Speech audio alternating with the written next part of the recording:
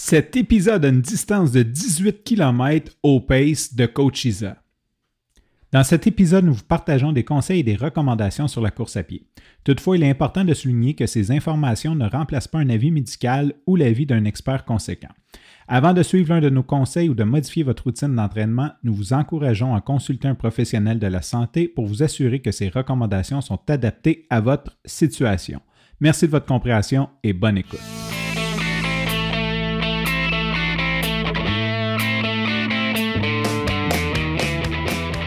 Salut, c'est Coach Bill. On est de retour pour une saison 3 de Coureur.io dans une formule renouvelée. Ici Coach Frank. Évidemment, on poursuit notre mission de vous accompagner dans votre pratique de la course à pied, en étant pertinent, mais surtout en ayant bien du fun.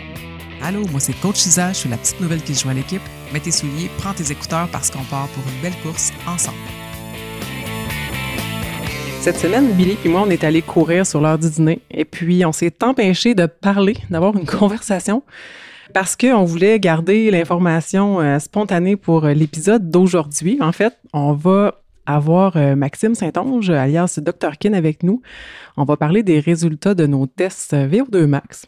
Fait qu'on voulait avoir notre conversation spontanée au micro, mais avant de commencer, salut Coach Bill. Salut Coach Isaac, comment tu vas? Ça va bien toi? Très bien. As-tu couru cette semaine? Et oui.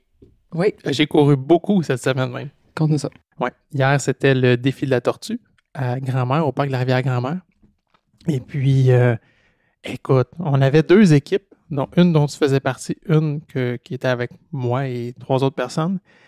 Et je vais dire quelques heures, hein, l'après-midi, la veille de l'événement, j'ai eu 2 personnes qui ont été contraintes d'abandonner notre équipe.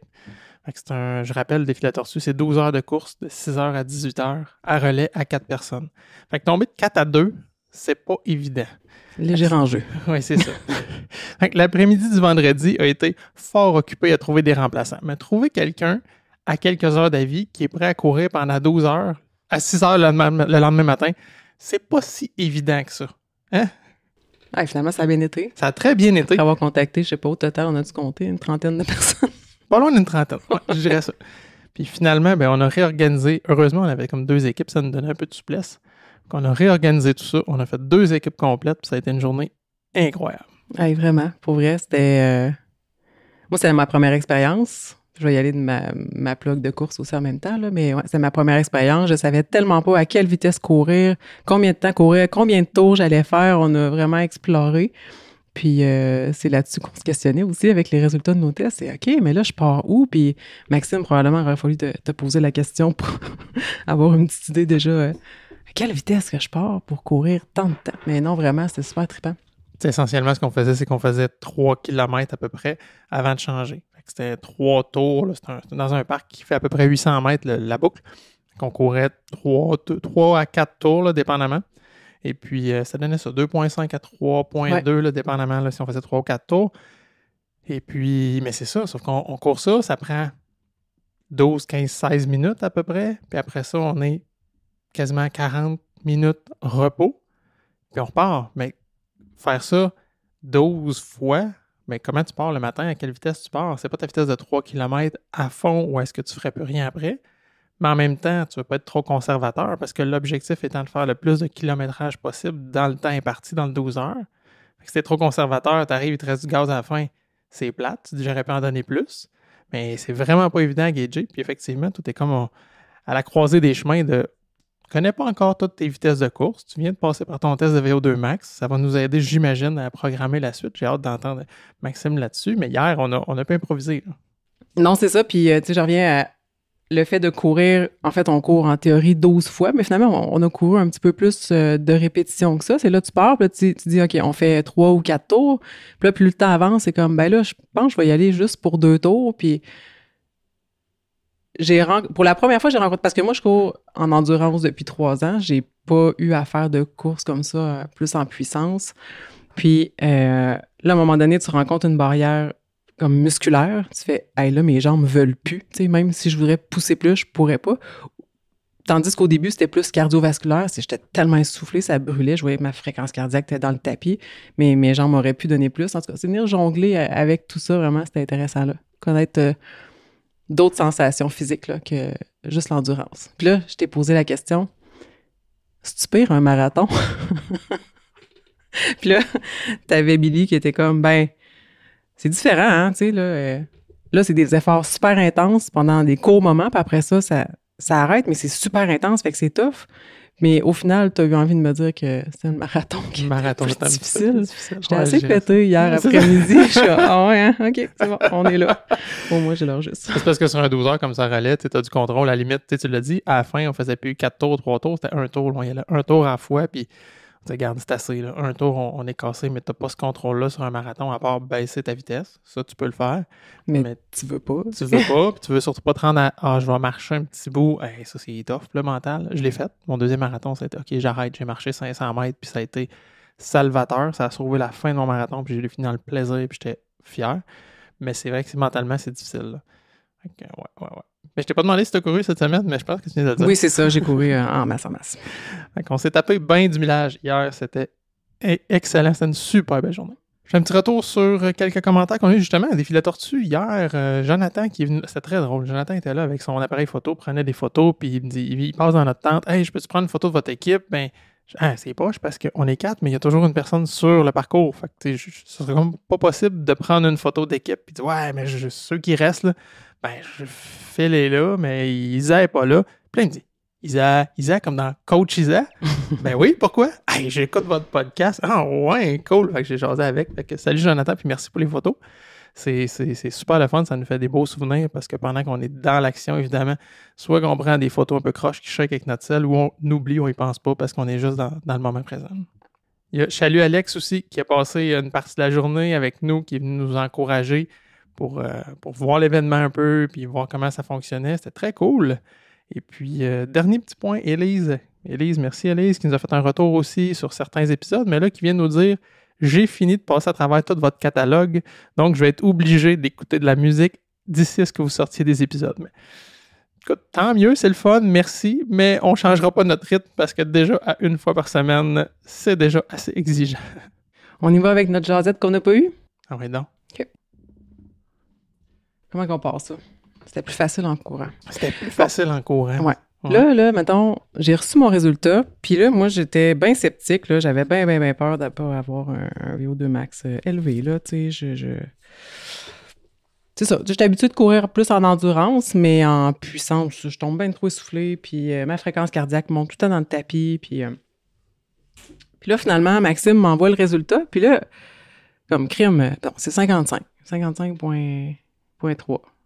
Là, je dis, crime, ça me semble pas pire. Puis là, je te demande, toi, c'était quoi donc? Moi, j'avais 60.7. Puis là, ça me semble proche, mais il y a vraiment une différence dans nos capacités physiques pour courir. Puis là, c'était là un peu le questionnement où pourquoi on a un VO2 max qui semble proche, mais qui a autant de différence.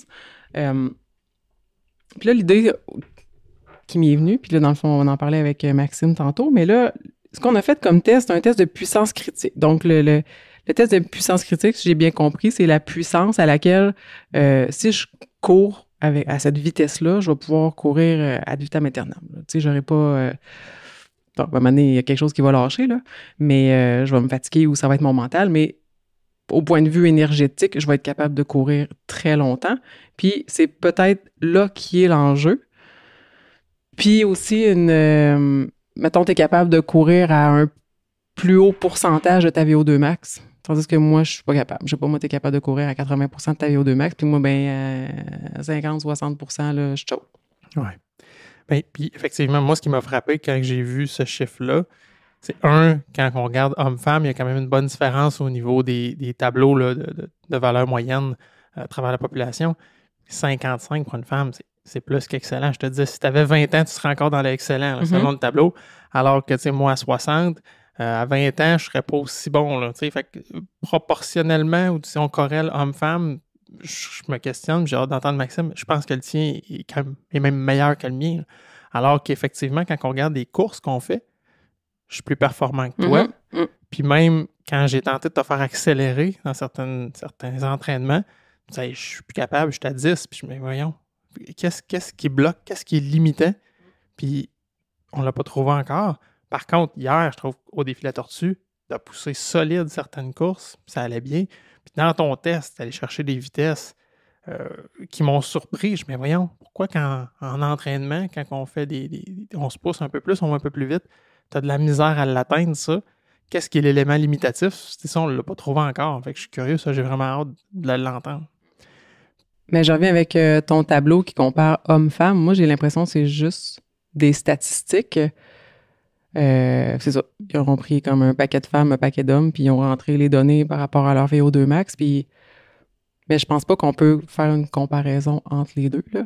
Mais en tout cas, ça, c'était mon avis. C'était une des questions qu'on avait. Effectivement, tu parlais de courir de tolérer un plus haut pourcentage de ma VO2 max en course, ou plus longtemps, que c'est plus facile, mettons, que je tolère mieux. Puis je me souviens, il y a une couple d'années, je courais avec un ami, puis il me disait, toi, c'est quoi ton pace du bonheur? Puis je nomme mon chiffre, je dis, moi, à cette vitesse-là, je suis bien. T'sais, il me regarde, je dis, ouais, je pense que j'ai le bonheur exigeant. Mais c'est vrai qu'à une certaine vitesse, je suis bien. Puis des fois, je regarde mon rythme cardiaque, puis il va être assez élevé, mais je suis capable de parler. Je me sens pas à bout de souffle. Je me sens pas sur le bord de mourir ou la tête qui boum, là. Je me sens bien, même si mon cœur est plutôt élevé. Fait que je me questionne justement aussi, ça dénote-tu que j'ai une meilleure capacité à tolérer un plus haut pourcentage de ma VO2 max plus longtemps, par exemple? Psychologiquement? Mentalement, mettons? Ah, tout. OK, physiquement? Même physiquement, oui. Ouais, mais je sais pas si vraiment il y aurait un pouvoir du mental là, à ce niveau-là. Si je regarde quand même les données, moi, ma vitesse maximale à mon VO2 max, c'est 13,4 km/h. Toi, tu sais, ton VO2 max, c'était comme, mettons, en guillemets, pas beaucoup plus élevé, mais tu es à 17,6 km/h. Fait que tu es plus efficace dans ta consommation d'oxygène. Tu peux courir plus vite avec moins d'oxygène. Maxime, il a l'air content dans la caméra. Il sourit, j'ai tellement hâte d'entendre. Puis je l'ai vu prendre des notes, là. Je pense qu'on va revenir sur des questions franchement intéressantes. Ouais. Au niveau. Puis Maxime m'a dit, puis ça, j'ai hâte de l'entendre, parce qu'en fond, nous, on a reçu nos résultats, mais on n'a pas eu le retour d'analyse de Maxime. Fait que c'est un peu ça, tant qu'à ça, on voulait jouer avec ça, puis l'entendre sur le podcast directement. Fait qu'on l'a pas eu, cette rétro-là. C'est ce qu'on fait aussi en partie aujourd'hui. Je sais que Maxime m'a déjà dit, dans la courbe que j'ai vue, c'est comme si t'étais pas efficace. Fait que ça, j'ai vraiment hâte de comprendre puis de voir qu'est-ce que moi, je vais pouvoir faire avec ça aussi. Puis là, je me rappelle pas si c'est la VO2 max relative ou, puis là, l'autre terme là, qui m'échappe, là, mais il y a absolu. Ouais, c'est ça. Fait que dans le fond, je sais pas si, tu sais, moi, ma VO2 absolue, c'est 3,5 litres par minute. Toi, c'est 4,6 litres par minute. Il me semble y avoir l'information là-dedans. Puis, tu génères plus de puissance. Encore une fois, tu sais, je parlais d'efficacité tantôt, fait que tu génères plus de puissance avec moins d'oxygène. Mais pourquoi? Tu sais, moi, c'est ça, je veux savoir. Pourquoi, là? Pourquoi toi? Hein? Qu'est-ce que tu fais? Qu'est-ce que je fais pas? Qu'est-ce que tu fais que je fais pas? Je connais même pas ma recette, tu vois, c'était juste naturel. Mais en tout cas, je trouve ça vraiment intéressant d'avoir ces chiffres-là, puis pouvoir l'expliquer, tu sais, avoir deux tests qu'on peut comparer, puis on peut comparer aussi au niveau subjectif, qu'est-ce qu'on ressent, qu'est-ce qu'on trouve qui nous limite. Un point que je voulais revenir, c'est que dans le protocole, je rappelle, c'est on faisait 5 minutes de warm-up à une vitesse un petit peu plus élevée que warm-up, 1 minute complètement arrêtée, 5 minutes relativement difficile. Là, moi, ce que je notais, là, c'est à peu près la vitesse d'une course sur 5 km, à peu près. Là. Après ça, 1 minute complètement arrêtée. Et le dernier bloc, le troisième bloc, encore 5 minutes au max. Là. Mais au max qu'on pense tenir 5 minutes. Puis, moi, j'ai fait 2 minutes 35, je pense. Puis le Maxime m'a dit, arrête, j'ai les chiffres, j'ai ce que j'ai besoin. Avec les métriques qui étaient mesurées sur mon corps, le résultat était atteint. Alors que dans ton cas, puis c'est nous qui définit les vitesses qu'on va utiliser là, pour le premier, deuxième, troisième bloc. Moi, mes vitesses, visiblement, je pense qu'ils étaient bien choisis, puis on était capable d'aller chercher le résultat, je vais dire, le plus précis possible. Alors que, tu sais, dans ton cas, on s'est beaucoup questionné parce qu'en entraînement, justement, les vitesses qu'on avait étaient conservatrices. Fait qu'on est allé avec ton échauffement sur une vitesse, le deuxième bloc, puis même pendant le test, Maxime dit « Oui, je pense que j'aurais pris ton bloc 2, ça aurait dû être ton bloc 1. » Fait que le bloc 3, on a n'a pas pris le calcul linéaire qu'on avait fait au début, puis on a augmenté la vitesse quand même de façon importante. Puis malgré ça, tu as fini ton bloc de 5 minutes. C'est ça. Ça aussi, j'ai hâte de voir. Fait qu'on ne sait pas si on est allé vraiment au maximum. C'est ça qu'on va savoir. Moi, je pense que non. Je regardais le graphique, puis, tu sais, je pense qu'il aurait fallu atteindre un plateau. Mettons que je regarde le tien. Ah, ouais, on a un plateau. Check, décline, un mini, ouais. Ça. Puis moi, il n'y en a pas. Mais, c'est bon, on a quand même nommé nos hypothèses, on a des pistes. Fait que Maxime, il va nous dire si on est allé un peu dans une bonne lignée, si on n'est pas pire en lignée. Salut Maxime. Hey, salut. Première question. Est-ce que tu as couru cette semaine? Je courais après mon temps, mais j'ai pas couru en course à pied. T'as encore le temps, on est dimanche. Ouais, c'est ça. Fini à minuit, hein? OK, ouais, c'est bon. Ouais, c'est ça, il reste un petit jeu. Hey, content de te recevoir encore une fois sur le podcast, puis je pense que c'est une super belle opportunité. Puis quand on a nommé qu'on avait fait, déjà moi, quand j'ai nommé que je faisais un test de VO2 Max, puis là, en plus, on a publié sur notre page Facebook quand ils ont fait le sien la semaine passée, naturellement, les gens disent « Hey, puis c'est quoi votre résultat? » Puis pour vrai, je suis curieux parce que, mettons, on dit un chiffre, là. Je suis pas sûr qu'il y a grand monde qui est capable de savoir ce que ça veut dire, mais les gens voulaient savoir le chiffre. Hein? Tout le temps. C'est ça, le fameux chiffre. C'est quasiment comme le poids, comme combien tu pèses, c'est quoi ta VO2, c'est quoi, c'est souvent ça, là. Mais c'est intéressant la démarche que vous avez faite, puis le creusage de méninge là, qui vous amène à réfléchir à comment ça se fait, puis faut être prudent avec les chiffres. Puis moi, j'aimerais ça partir d'emblée avec une chose. La première chose, puis c'est ce qu'on fait pas assez, c'est qu'il faut toujours remettre en question la mesure. Parce que toutes les mesures qu'on fait, il y a toujours une marge d'erreur. Que ce soit une marge d'erreur associée à l'équipement, que ce soit une marge d'erreur associée au protocole de test, à la personne, sa capacité à réaliser le test, etc. Fait que ça joue un peu. Puis des fois, on peut cumuler plusieurs séquences d'erreurs qui s'additionnent, puis là, ça peut fausser les affaires. Fait que c'est la première chose. Moi, la première affaire, je me suis dit, OK, mettons que les chiffres sont pas bons. Est-ce que je peux prouver que les chiffres sont bons? Est-ce que je vais regarder, voir, est-ce que les chiffres, ça fait du sens ou est-ce qu'il y aurait eu une erreur de mesure, une donnée pas aberrante au sens où, c'est sûr que ça se peut pas. Tu sais, tu peux pas avoir une VO2 à 10 000 millilitres par, tu sais, là, tu le sais que ça marche pas.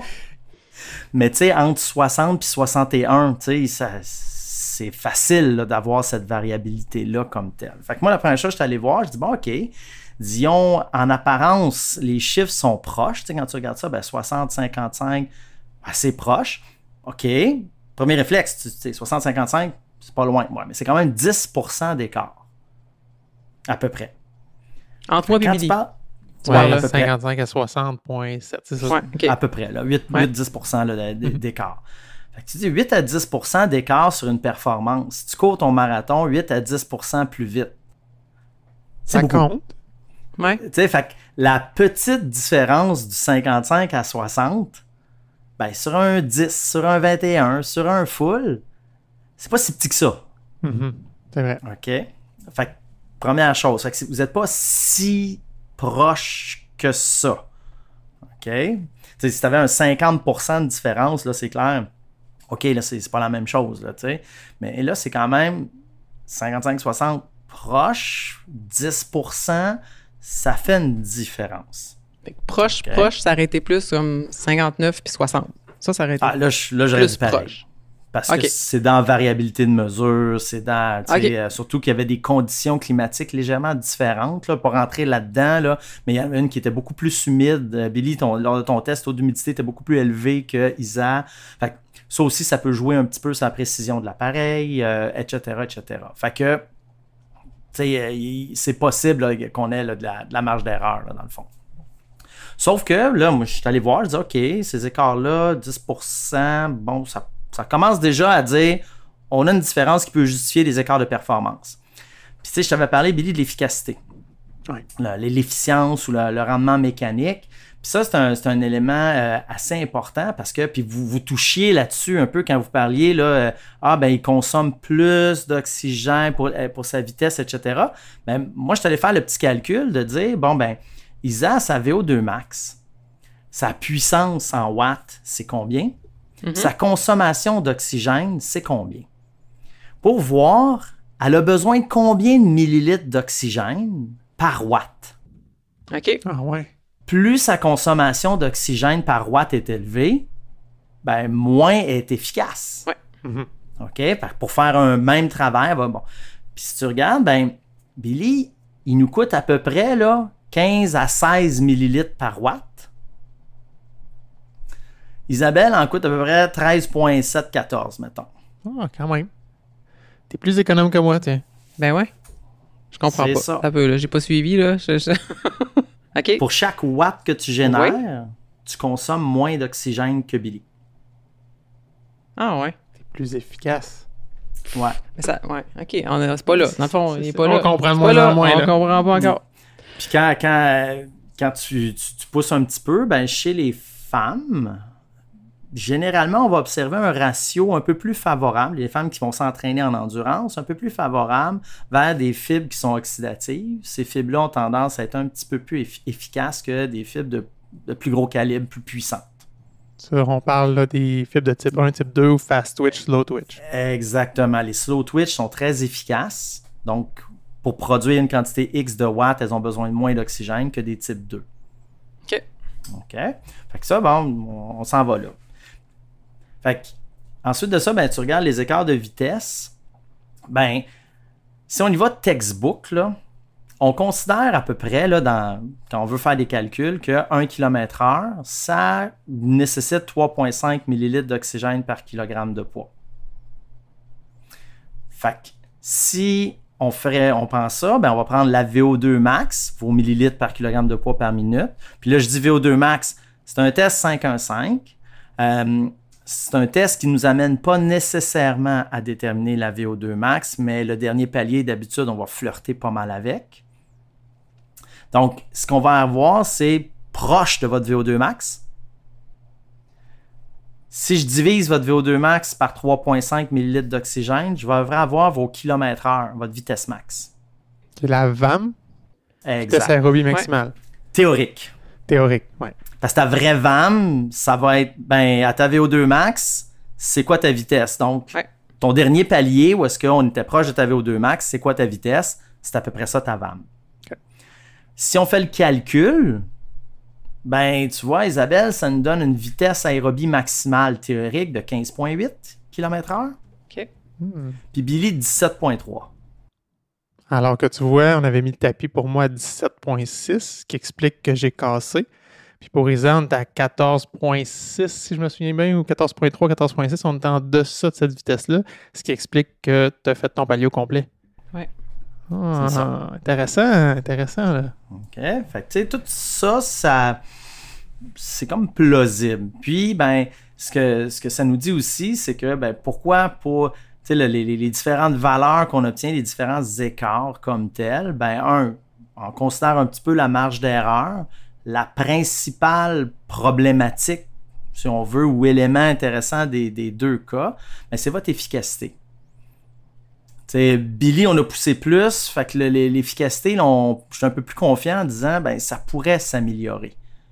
Fait que ce qui peut cette efficacité-là, ça peut venir du matériel. On avait parlé d'avoir des souliers avec des semelles de carbone, ouais. Là, on n'en avait pas. Ben, toute cette dynamique-là, les matériaux utilisés pour les souliers, ensuite de ça, bon, la résistance de l'air, peu importe, et la technique de course, tu mets tout ça ensemble, ben tout ça ensemble, ça fait en sorte que tu pourrais probablement être plus efficace.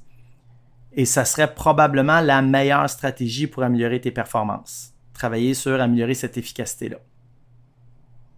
Fait que ce soit de l'équipement, que ce soit de la technique, peu importe. L'autre aspect à inclure là-dedans, c'est les composantes internes. Un peu de la même façon que le soulier qui redistribue l'énergie. Là. Les nouvelles semelles, dans le fond, là, c'est comme un spring un peu. Le but du ressort, c'est quand tu vas faire ton pas, t'écrases au sol, la gravité, elle te fait accumuler de l'énergie dans le matériau. Puis si le matériau a une bonne hystérésie, si je me souviens bien le terme correct, il va redistribuer l'énergie pour te repousser. Mm-hmm. Fait que toi, tu prends la gravité, tu accumules l'énergie de la gravité dans le soulier, puis tu le repousses. Fait que toi, c'est des calories que tu n'as pas à dépenser. C'est de l'énergie que tu n'as pas à produire. C'est le soulier qui accumule la gravité. C'est gratis. Tu sais, c'est comme si moi, je te pousse dans le dos pendant que tu cours. Ah, c'est vrai. Fait que c'est vraiment la gravité au niveau que tu vas chercher au niveau de la plaque de carbone. C'est un retour de ça. Tu vois, moi, j'étais convaincu que on va parler de dopage mécanique même, là, en disant, OK, tu vas chercher un élément comme ça qui va améliorer ta performance, qui est externe à ton corps. Puis c'est sûr que Amérique du Nord, on ne court pas nu-pied. Fait que déjà, dès qu'on met un soulier, il y a une incidence, il y a quelque chose.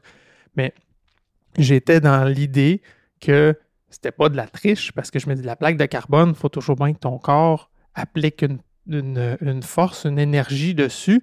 Donc, c'est le retour de ta propre énergie. Là, tu me dis que c'est pas 100% ça. Ben, ce qui fait que tu descends ta jambe au sol quand tu cours, c'est pas tant toi musculairement qui décide de la sacrer à terre. Même. Tu sais, sinon, ça serait fatigant à ta barouette de courir. Ouais, même marcher, ça serait tough, là. Écoute, ça serait bruyant. Ouais, c'est ça.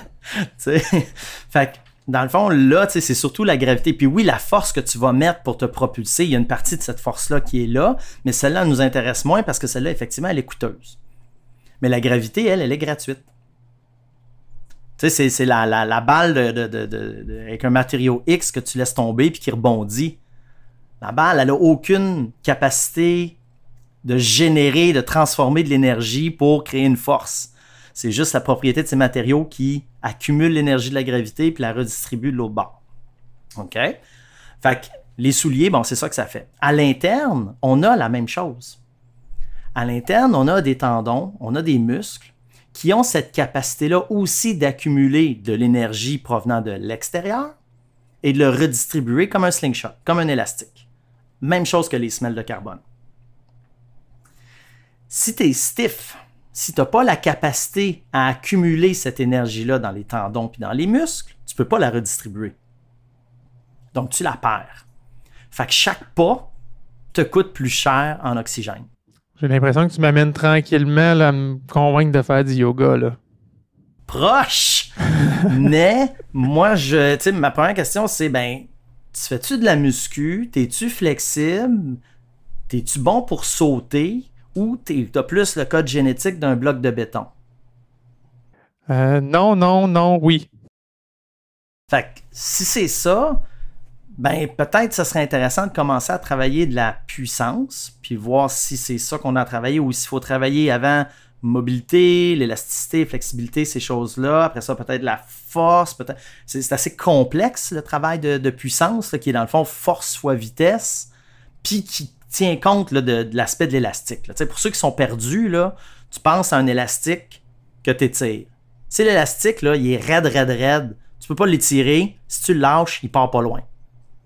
L'élastique, plus il a une capacité à se déformer et à reprendre sa forme, plus tu peux l'étirer loin, plus il peut faire mal. Pourquoi? Parce qu'il est capable d'accumuler beaucoup d'énergie, puis quand tu lâches, il la redistribue d'en face de ta cible. Puis ça fait mal. Fait que si tu prends un morceau de bois, puis tu fais la même affaire, tu le tires, tu essaies de l'allonger, puis tu le lâches, il tombe à terre. Il n'a pas accumulé d'énergie, il n'a pas ces propriétés-là mécaniques. Fait que plus tu es raide, donc moins tes structures sont capables d'accumuler cette énergie-là et la redistribuer, moins tu es efficace. Moi, ma question, là, je comprends pas. OK, pour vrai, là. Là, dans le fond, c'est comme si c'était Billy qui est moins efficace, sauf que sa VAM, mettons, estimée, là, calculée avec le calcul, est exacte par rapport à la VAM qui a été mesurée, tandis que la mienne, c'est comme si j'aurais dû avoir une vitesse plus rapide pour le test que j'ai effectué. Fait que j'ai l'impression que c'est moi qui n'est pas efficace. Entre les deux, mettons. Peut-être, mais on revient à la nature du test puis comment ça s'est déroulé. À la fin, on s'est dit, tu sais, moi je t'ai dit, on aurait dû décaler nos blocs puis aller plus vite. J'aurais eu la même consommation d'oxygène? Je pense que tu aurais eu une consommation d'oxygène pas tellement plus élevée puis qu'on aurait pu aller se gratter un peu plus de vitesse. OK. Parce que, pas pour faire saigner du nez personne, mais le métabolisme aérobie, qui est représenté par la VO2 max, il ne travaille jamais tout seul. Le métabolisme anaérobie travaille toujours avec lui. C'est comme on va faire une plug pour Toyota, là. C'est comme une Prius avec le moteur essence, le moteur électrique. Les deux travaillent tout le temps. Les anciennes Prius, là, il n'y en a pas un qui embarque, l'autre débat. Les deux, ils travaillent conjointement. Des fois, il y en a un qui travaille plus que l'autre, des fois moins que l'autre, mais c'est toujours un travail conjoint pondéré, si on veut. C'est la même chose avec nous autres. Fait que si on pousse plus, ça se peut que tu me génères plus de vitesse. Mettons, Billy, là, j'aurais peut-être pu lui demander pour 20 secondes de plus d'augmenter de 3-4 dixièmes de kilomètre-heure ou 1 km/h de plus, il l'aurait atteint. Fait qu'on aurait dit, sa plus haute vitesse, c'est tant. Ouais. Mais il n'aurait pas consommé plus d'oxygène. C'est de l'anaérobie, c'est ça. C'est ça. Fait que l'anaérobie, elle fonctionnait déjà avant. Mais là, on est allé la chercher encore plus, puis c'est cette contribution supplémentaire-là qui a permis aux muscles de contracter puis de générer cette vitesse supplémentaire-là. Puis juste pour clarifier pour les auditeurs, tout ce qui est le système aérobique va générer de l'énergie en consommant de l'oxygène, tandis que l'anaérobique va le faire sans oxygène. C'est pour ça que ça n'a pas d'incidence la consommation d'oxygène, mais l'anaérobique a une capacité très limitée. Là. C'est un sprint, un petit effort rapide. Là. Oui, ça se régénère tout au long de l'effort, mais c'est quand même très faible comme capacité. C'est fort, c'est puissant, mais c'est pas 2 heures là-dessus. C'est ça. C'est ça.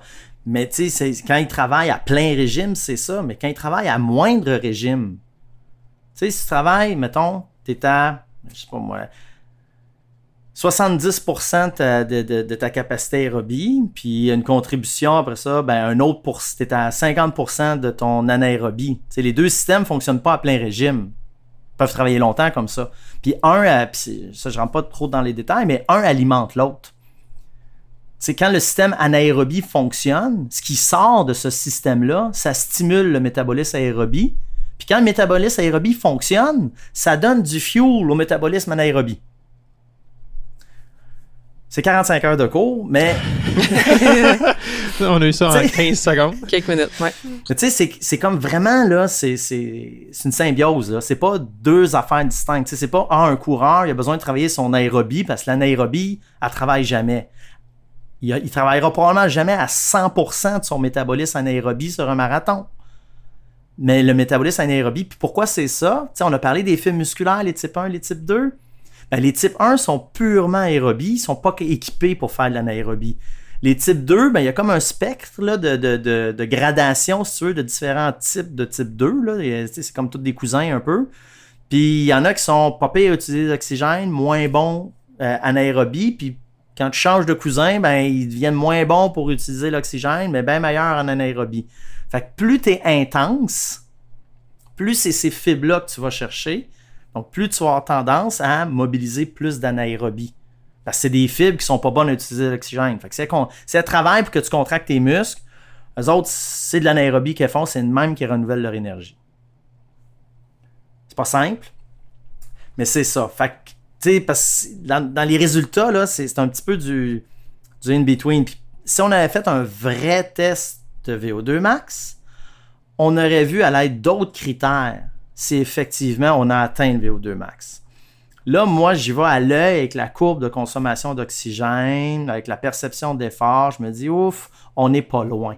Mais je n'ai pas tous les critères pour, au millilitre près, dire que c'était effectivement le VO2 max. OK. Et puis, si, au pire, on ne rentre pas dans les détails tant que ça, là, mais je vois dans l'oxygénation périphérique, là, l'appareil qu'on avait de coller sur notre cuisse, si je compare, mettons, moi, mon minimum, c'est 38%, le maximum, 63%. Puis Billy, lui, c'est 13% versus 62% maximum. Ça représente quoi, ça? Oui, les chiffres en absolu, le 60, le 40, on ne peut pas comparer d'une personne à l'autre. Pourquoi? C'est pas parce que, mettons, moi, je suis à 80, moi, je suis meilleur que toutes vous autres. Non, parce que ça dépend des propriétés de passage de la lumière dans le muscle de la cuisse. Ah ouais, fait que si un petit peu plus de gras, si le muscle est un petit peu plus gros, si la peau est un peu plus foncée, s'il y a du poil, il n'y a pas de poil, etc., tout ça, ça va avoir un chiffre baseline. Fait que ce qu'on regarde, c'est le delta. Ça revient à dire ce que tu disais tantôt, connaître les limites du test. Puis là, c'est quelque chose qui vient interférer avec la lecture, qui peut... qui vient juste dire, dans le fond, que tu sois à 60, à 40 ou à 80 en partant, on s'en fout. Ouais. C'est la différence entre les deux. C'est la variabilité exact. dans les résultats? L'écart. La variabilité, c'est la fluctuation, mais ça va être l'écart de combien tu drops. Puis sur le graphique, ben tu vois, Billy, il est passé, mettons, c'est ça, de 60 de mémoire, là, quelque chose comme ça, à 13. Ouais. Fait que lui, il s'est hypothéqué beaucoup plus. Lui, il fournissait plus. Fait que son 60 millilitres, là, il était pas suffisant pour alimenter sa cuisse. Parce que sa cuisse, elle a diminué. C'est là que tu m'as dit, arrête, ça donne plus rien, ta cuisse ne consomme plus d'oxygène. J'aurais pu m'amuser à dire, hey, on va le faire descendre jusqu'à 5% juste pour que tu souffres puis tu sondes ton âme pour la douleur, là. Mais c'était pas intéressant. On le voit là, à cette vitesse-là, à cette puissance-là, là, proche de 300 watts, tu vis sur du temps emprunté. Là. Tes pattes te tiendront plus. Là. Fait que même à cette vitesse-là, sur un 5 km, oublie ça. Là. Tu vas casser. Là. En tout cas, avec ces valeurs-là, ça se ferait pas. Puis quand tu m'as dit ça, je me souviens dans le test, tu m'as dit, mais si tu pouvais me donner une autre minute, je pense que ça serait bon. Puis là, je suis allé puiser vraiment profond pour donner cette minute-là. Et vers la fin, là, les 20 dernières secondes, je dirais, je commençais à avoir un léger étourdissement, puis ma vision commençait à être trouble. Là. Je commençais à voir flou. Là. C'est ça.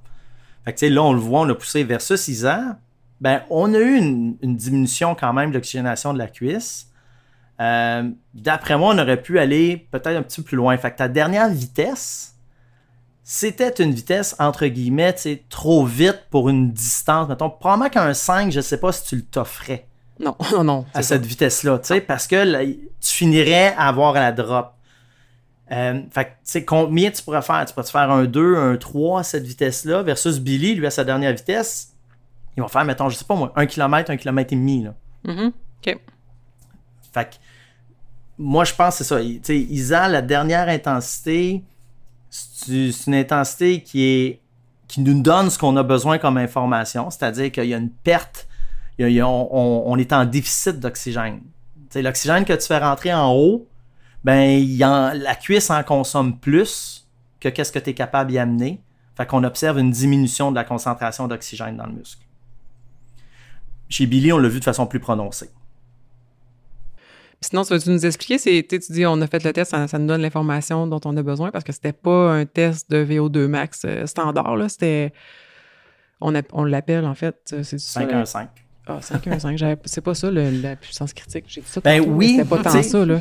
Je pourrais être fendant et dire non, c'est pas ça, mais indirectement, oui. Un vrai test de puissance critique, là, juste pour être textbook, on prend 3 distances avec le temps. Tu vas dire, ben, un 1000 mètres, c'est quoi ta vitesse maximale sur 1000 mètres? C'est quoi ta vitesse maximale sur un 5 km? C'est quoi ta vitesse maximale sur un 10 km? Fait que c'est quoi tes meilleurs temps sur 1 km, 5 km, 10 km dans le fond? Puis ça nous permet de tracer une courbe. Cette courbe-là nous permet d'obtenir ta puissance critique. Mais ta puissance critique, tu l'as super bien définie. Ben, c'est l'intensité que tu peux métaboliquement soutenir à l'infini. Donc, ton système aérobie est capable de répondre à la demande. Si tu casses, c'est parce que les muscles, il y a du dommage, ils ne fonctionnent plus, ou parce qu'il n'y a plus de fuel, ou parce que psychologiquement, tu es tanné. Fait que, si tu regardes le deuxième palier, on observe une petite drop. Ça diminue une petite affaire. Ça commence. Fait que ta deuxième vitesse, là, est vraiment pas loin, probablement, de ta puissance critique. C'est-tu la ligne verte, ça? La petite verte en pointillé va te donner cette info-là. Là. Le petit pointillé parle. Sur la page 2. Ah ouais, OK. C'est bon. Tu okay, vois, okay, là, ouais. Elle drop un petit peu. Là, on est vraiment pas loin avec cette vitesse-là de ta puissance critique. Là. Ça serait à confirmer avec un test de puissance critique avec tes 3 meilleurs temps là, pour tracer une courbe puis voir ça. Là, mais on est vraiment pas loin. Alors que ta dernière vitesse... Plus élevée ou plus lente? Vu que ça commence à descendre. Ben, c'est ça. Elle serait propre aux alentours de... OK. Puis après ça, on voit, là, c'est ça, la ligne, elle descend. Après ça, on le voit. Fait que l'autre, c'est définitivement au-dessus de ta puissance critique. Ouais. Fait que, tu sais, pour revenir à votre gros questionnement existentiel, on est-tu mieux de faire le plus de tours possible pour notre défi d'un maximum de kilomètres à faire pour 12 heures de course en équipe? Ben, si tu veux être safe, tu cours à ta puissance critique, puis tu es sûr que métaboliquement, tu vas être correct. Donc, il faut que tu t'assures de faire de te réalimenter, de te réhydrater pour avoir du carburant. Puis, tu espères que la course est sur du plat. Comme ça va minimiser le dommage musculaire puis les problématiques musculo-squelettiques. Ben, ce serait pas conservateur d'utiliser cette vitesse-là? Ben ça, tu es sûr que métaboliquement, tu vas le finir. Ouais, Après ça, ben, tu peux calculer en fonction de la durée. Si tu dis, ben moi, je vise 4 tours, ben, tu peux calculer pour essayer d'avoir c'est quoi la vitesse qui va générer une quantité de fatigue qui est récupérable dans le laps de temps que je vais avoir après. Mm-hmm. Fait que si tu dis, moi, je cours aux 40 minutes, ben, écoute, vite, ça risque d'être quelque chose comme, je sais pas moi, 20% au-dessus de ta vitesse de puissance critique. Ça devrait être assez. Puis là, en tout cas, là, hier, on a un peu improvisé. Là. On est parti avec des vitesses, puis j'aurais les 4 membres de l'équipe. L'année passée, j'avais très bien géré ma course, j'étais content. Puis ma vitesse de mon premier relais, ma première loop, puis de la dernière était à quelques secondes près. Là.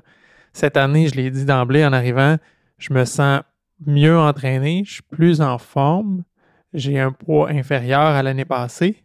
Par contre, j'arrivais avec une fatigue résiduelle plus importante. Les dernières semaines, moins bon sommeil, ce qui fait que je ne savais pas trop à quoi m'en tenir. Puis effectivement, mes premières loupes étaient plus rapides que ce que je faisais l'année passée. Mais rapidement, j'ai accumulé de la fatigue, puis j'ai dû réduire ma vitesse là, tout au long de la journée. Là. À chacune des loupes, là, à un moment donné, je me révisais, puis j'ai été obligé de réduire tranquillement ma vitesse là, pour soutenir ça. Tu sais, il y a des stratégies, des fois, on a tendance à toujours vouloir faire à peu près la même affaire jusqu'à temps que ça ne marche plus, puis là, on drop, on récupère. Mais tu sais, tu peux faire une shot rapide. Tu sais, tu peux le faire un 4 all-out, tu as un 40 minutes de pause, puis ton 4 tours après, ben, tu le fais à ta vitesse de puissance critique. Comme ça, tu t'en sers pour récupérer, puis tu fais du millage. Mm-hmm. L'autre après, tu réouvres la machine. Puis, tu sais, puis après ça, ben, ça se calcule. Tu fais un petit chiffrier Excel, tu dis, ben, combien on va faire de kilomètres si on fait ça? Ouais. Tu peux voir si tu es rentable. Tu sais. Mais tu vois, mécaniquement, ou en tout cas, j'étais capable encore de la faire à cette vitesse-là parce que le dernier tour de la journée pour closer tout ça, mais j'ai fait un tour, là, 800 mètres, là, même pas. Là. Mais je l'ai fait à la même vitesse que mon premier relais du matin. Sauf que le premier relais du matin, il y avait 3,2 km, il n'y avait pas 800 mètres. Là. Ouais. Mais tu sais, probablement que tu étais moins efficace rendu là parce que tu devais dépendre de fibres qui ne t'avaient pas aidé lors de ton premier tour. Mais là, parce qu'il y a des fibres musculaires qui sont fatiguées, qui n'embarquent plus, tu vas aller en chercher d'autres. Celles que tu vas chercher sont généralement moins efficaces. Fait que probablement que ton efficacité, même si tu avais la même foulée, les mêmes souliers, la même condition de vent, etc., probablement que tu étais un petit peu moins efficace. Là. Je spécule parce qu'on n'a pas de chiffre, là, mais probablement parce que tu as réussi à maintenir quand même une vitesse égale ou supérieure, là, mais c'était avec de la fatigue. Puis, mettons, pour moi, pour ma part, au départ, j'arrivais à maintenir une fréquence cardiaque plus élevée qu'à la fin. Quand même pas mal. J'étais pas loin de ma fréquence max au début. Puis après, je pouvais enlever au moins 20 battements par minute. Puis j'étais plus capable de la faire monter. C'est-tu parce que c'est un muscle qui est fatigué ou c'est... Plusieurs choses. Tu peux avoir un effet d'hyperhydratation, que le volume sanguin augmente bien qu'il y a une fatigue en périphérie dans le muscle. Écoute, il y a plein de choses. Les fréquences cardiaques, c'est tough. C'est tough pour suivre l'effort. Là, et il y a beaucoup de facteurs. Tu peux avoir la fébrilité du premier tour qui fait que tu as une stimulation du système nerveux là, vraiment au niveau de l'activité cardiaque. Tu es comme tout énervé. Ça se diminue vers la fin. Il y a plusieurs choses. Un peu plus difficile à caler les shots là, avec les fréquences cardiaques. Okay. Là. Surtout quand c'est prolongé comme ça. Ouais. Parlant de fréquence cardiaque, j'avais une question justement où, dans le test mesuré de VO2 max, on est allé chercher une fréquence maximale à 184 dans mon cas. Puis ça correspondait à ce que j'avais sur ma montre quand je l'ai fait le test. C'est cette mesure-là que j'avais aussi. Fait avec la strap à la poitrine là, que tu m'avais mis avec tes équipements de mesure, c'était équivalent à ce que ma montre a mesuré au poignet lors de ce test-là. Par contre, c'est pas le max que moi j'avais observé sur ma montre dans les dernières semaines, ni avant ni après. J'étais capable de faire des sorties avec, je dirais quasiment jusqu'à 192, mettons. Là. Puis, je me demandais, est-ce qu'on peut assumer une certaine justesse de mon capteur au poignet si j'étais au pair avec ta ceinture cardio et ma montre lors du test, puis que dans d'autres sorties, j'ai eu une fréquence plus élevée. C'est sûr que j'imagine que tu vas me dire que ça peut être de l'artefact puis tes lectures n'étaient pas bonnes, mais je me questionnais si, même si j'étais à VO2 max, est-ce que c'est possible que dans un autre contexte, je puisse avoir une fréquence plus élevée? Tout à fait. OK. Tout à fait. Faut pas être sûr de l'artefact, là, surtout que lors de la mesure au poignet, que tu peux avoir des écarts à l'effort là, selon les modèles, selon les personnes. Là, je ne me souviens plus du chiffre exact, mais facilement 5 à 10 battements d'écart. Là, assez facile. Dans certains cas, je me souviens d'avoir vu des chiffres à 20. Donc, tu peux avoir un écart. Plus l'effort est intense, plus le capteur au poignet, ça peut être difficile. Sauf que ça se peut qu'effectivement, tu es monté à 192 dans des sorties. Pourquoi? Parce que la relation entre les fréquences cardiaques et la consommation d'oxygène, elle est linéaire.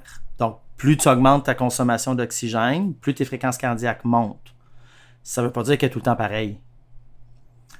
Si tu es déshydraté, ton volume sanguin est un peu plus bas. Pour envoyer la même quantité d'oxygène, le cœur doit battre plus fréquemment. C'est le même effort, mais tu as 5, 6, 7, 8 battements de plus. Parce que quand on dit les fréquences cardiaques max, c'est pas vraiment les fréquences cardiaques max. C'est tes fréquences maximales qu'on peut s'attendre à ce que tu atteignes lors d'un effort. Mais le cœur, il est capable de monter plus haut que ça. OK. C'est juste qu'il perd, entre autres, en efficacité. L'idéal, là, c'est à peu près entre 180 et 195 là, comme fréquence cardiaque max, entre guillemets, là, parce que sinon, plus vite que ça, le cœur n'a pas le temps de se remplir. Intéressant. Fait que c'est pour ça, tu sais, de dire, moi, je monte à 200, ben, je trouve pas ça intéressant, de monter à 200. C'est ça. Parce que le cœur est en une pompe, dans le fond, c'est qu'il accumule du sang, après ça, il pousse dans les artères. Je me mêle. Il pousse dans les artères, avec là, il vide finalement sa poche de sang. Mais si effectivement, il n'a pas le temps de réouvrir au complet, puis que le liquide, tout le sang n'est pas capable de rentrer dedans à plein, puis qu'il refait une poussée avec, je vais dire, 60% à plein, ben effectivement, c'est moins efficace. Il va renvoyer ce qu'il peut, c'est ça. Ouais, intéressant. C'est pour ça, quand tu as quelqu'un, par exemple, qui va faire une fibrillation cardiaque, là, que le cœur, il va monter à, je sais pas moi, 220, 230, 240 de battements, mais il pompe plus. T'sais, c'est comme si tu prenais une éponge, là, puis tu squeezais super vite, là, elle se remplit plus. Là. Il n'y a pas beaucoup d'eau qui sort, là. Laisse-la se remplir. Fait que c'est un peu la même chose. Fait que tes fréquences cardiaques montent, mettons, à 192, 195 lors d'une journée X. C'est possible là, lors d'un effort. Ça peut, mettons, s'il fait chaud, s'il fait froid, c'est tous des facteurs qui vont influencer la relation entre les fréquences cardiaques puis la consommation d'oxygène, parce qu'il y a d'autres facteurs, entre autres la thermorégulation, à gérer. C'est pour ça qu'on avait parlé qu'on pouvait plus ou moins se fier à la fréquence cardiaque pour créer un plan d'entraînement, parce qu'il y avait trop de facteurs qui pouvaient venir faire varier ça. Mais on a parlé aussi, t'étais plus chaud à l'idée de se fier non plus au pace, comme quoi la meilleure valeur, c'était la puissance pour définir nos zones d'entraînement. Tu veux-tu nous en parler un peu? Puis on a-tu de l'information sur le test qu'on vient de faire pour faire ça? Oui, beaucoup. Je dis tout de suite, l'inconvénient de tout ça, c'est d'avoir le capteur qui le fait. Okay. Moi, à ma connaissance, il y en a un qui fonctionne bien. C'est le Stryd, S-T-R-Y-D. Tu parles d'une bébelle à peu près 400$. Tu sais, c'est pas donné. Les autres compagnies, Coros en font un, capteur de puissance. J'ai aucune idée, je l'ai jamais essayé, je sais pas. Il est beaucoup, beaucoup moins cher, mais il fonctionne uniquement avec les montres Coros. Du côté de Garmin, ils ont rajouté, ce n'est qu'une estimation, je dirais, une dérivation, parce qu'il y a un petit pod qu'on peut mettre à la ceinture à l'arrière, là, comme un peu au sacrum qui s'accroche, qui va sortir plusieurs métriques. Il va sortir l'oscillation verticale, si on va en hauteur. Il va sortir aussi la balance gauche-droite. Il va calculer le temps de contact au sol, qu'on veut le plus court possible. Puis il calcule, il il estime une puissance. Ça, moi, j'avais ça jadis. Et maintenant, Garmin fait la même estimation, mais uniquement avec la montre au poignet, sans aucun autre capteur. Je me doute que ça doit avoir une fiabilité très relative, mais c'est un indicateur. Ouais. C'est tough, la puissance. T'sais, même Stride, il y a des gros secrets sur comment ils font leurs calculs, là, parce que c'est calculer la puissance à la course. T'sais, sur un saut vertical, calculer la puissance, ça se fait avec une calculatrice puis un tape à mesurer. C'est assez facile. Mais sur un déplacement horizontal, c'est une autre affaire. Fait que c'est ça. Mais donc, ça, c'est les inconvénients. On est limité dans nos options de capteur. Par contre, le travail, la mesure de la puissance, c'est que ça tient compte sur des routes asphaltées. Avec le Stride, ça nous permet de tenir compte de la dénivelée. Donc, quand tu montes une côte, il va le capter. Quand tu descends une côte, il va le capter. Puis ça, en tout cas, moi, quand je cours, ça m'a sauvé. Mettons, moi, je sais ma puissance critique est à combien de watts. Je sais combien je suis capable d'aller chercher, puis qu'est-ce que ça va me coûter quand je monte au-dessus. Fait que quand j'arrive dans une côte, puis je regarde ma vitesse, je me dis, OK, moi, j'étais à 11 km/h dans la côte. 11 km/h, ça représente, je dis n'importe quoi, 75% de mes capacités. Donc, je suis correct, je continue. Mais non, mais là, c'est 11 km/h avec une pente à 10%. C'est pas pantoute la même affaire. Quand je regarde les watts, OK, moi, pour être correct, c'est 185 watts, mettons. Là, je suis à 2,90. Je continue comme ça, je vais accumuler de la fatigue puis je vais casser. Donc, je sais qu'il faut que je ralentisse ma vitesse dans la course pour me rapprocher du 185 watts pour que là, je vais être correct. Fait que ça, c'est un des avantages. Puis je mentionne sur des routes asphaltées parce qu'en trail, ça marche moins bien. OK? À cause de la traction au sol? Je ne sais pas exactement. La foulée, c'est pas la mécanique de foulée n'est pas tout à fait pareille entre elles. C'est ça, si tu me dis, je suis en trail, c'est de la poussière de roche, ça fonctionne, là. Mais tu sais, sur un terrain en roche qui est un peu plus technique, là, pour utiliser les termes de trail, là, moi, par expérience, j'en ai 3 le coureur de trail que on oublie ça, le Stride, ça n'a pas fonctionné pour eux autres. Là. Ça faisait pas de sens. Mais sur de la route, jusqu'à preuve du contraire, à date, j'ai personne que c'était farfelu et que c'était pas utile. Fait que, dans le fond, nous autres, on regarderait, mettons, si je peux prendre tes chiffres, là, Isa, là, tu sais, ben, mettons, travailler fort probablement en haut de ta puissance critique, là, ben, tu sais, on devrait être aux alentours de quoi, 200 watts environ, là. Fait que, tu sais, toi, si tu cours, mettons, à 180, mettons, aux alentours de 180 watts, d'après moi, tu es capable de tenir ça, là, pour une bonne ride, là. OK. Puis là, ça dit que je serais à peu près à 70% d'effort. Exact. Puis, si on regarde, mettons, Billy, puis là, ben, écoute, je vais live comme ça, là. Tu vois, si on regarde Billy,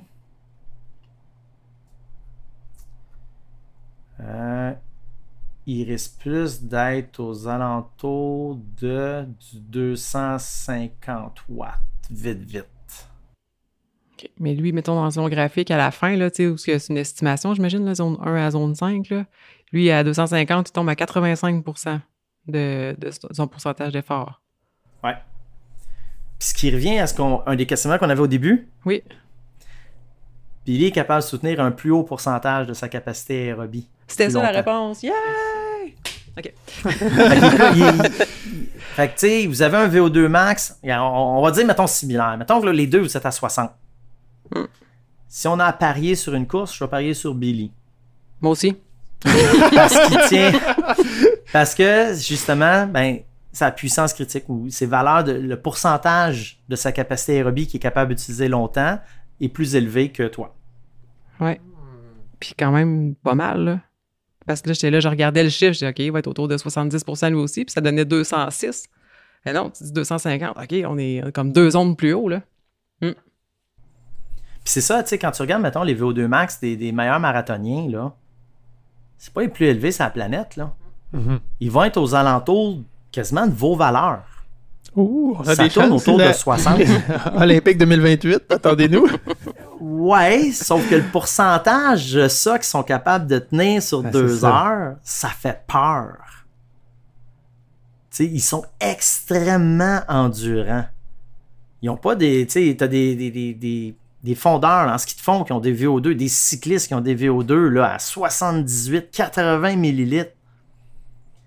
Mais s'ils sont capables d'utiliser juste 75% de leur VO2, ça ne veut pas dire qu'ils vont gagner la course. Ouais.